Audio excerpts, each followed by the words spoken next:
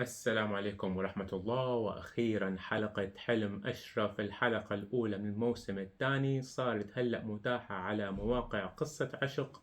وأخيرا بعد انتظار 3 شهور كل المتابعين متحمسين رح يشوفوا شو حيصير بحلم أشرف. كل كان متوقع شغلات وصارت شغلات تانية.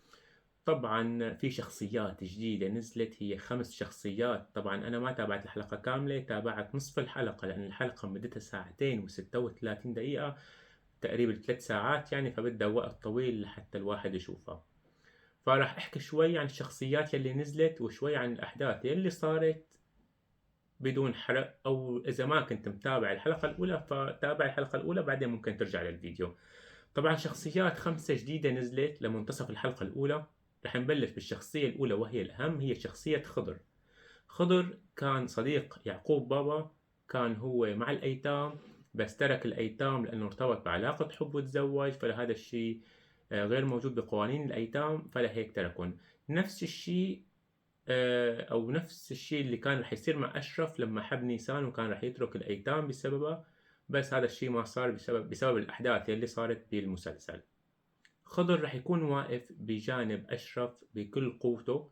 طبعا شفنا بالحلقة لما اجتمعوا، فالواضح أنه خضر عنده قوة كبيرة، رح يوقف ويدعم أشرف، وهو غير راضي عن الشيء اللي عم يعمله قدير نهائيا ودخوله بالمخدرات.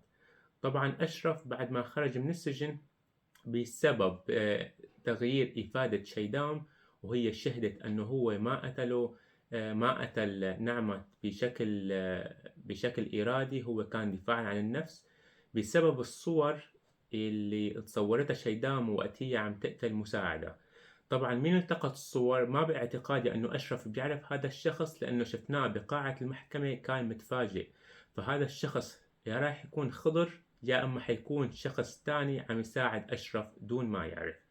الشخصيات الثلاثة الجديدة هي مع الأيتام بجانب قدير، بعد ما قدير أعدم 3 أشخاص على طاولة الأيتام بسبب رفضهم للدخول بعمل المخدرات. الشخصية الرابعة أو الشخصية الخامسة هو الشخص مدير الإنتاج يلي تعرف على نيسان بالفندق.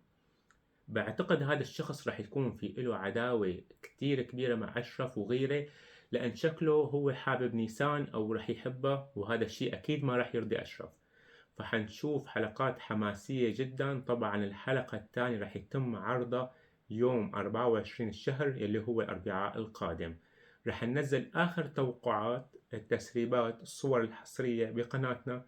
فإذا حابب تكون من عائلتنا، حابب تتابع آخر الأخبار، فما عليك إلا تشترك بالقناة وتدعمنا بزر اللايك. إذا كملت هذا الفيديو فشكرا لك كتير، ومنشوفكن على خير. سلام.